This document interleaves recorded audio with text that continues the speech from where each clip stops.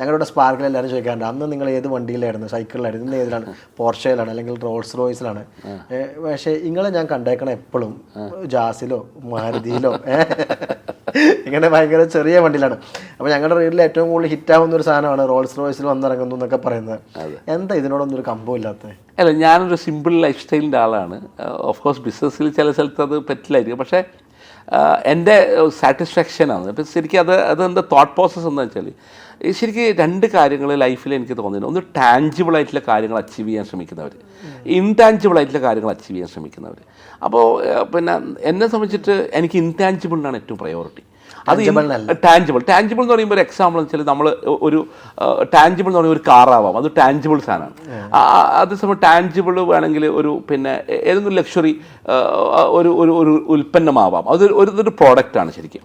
ഇപ്പം നമ്മളെ കയ്യിൽ ടാഞ്ചിബിൾ എന്ന് പറയുമ്പോൾ നമ്മൾ മൊബൈൽ ടാഞ്ചിബിളാണ് ശരിക്കും.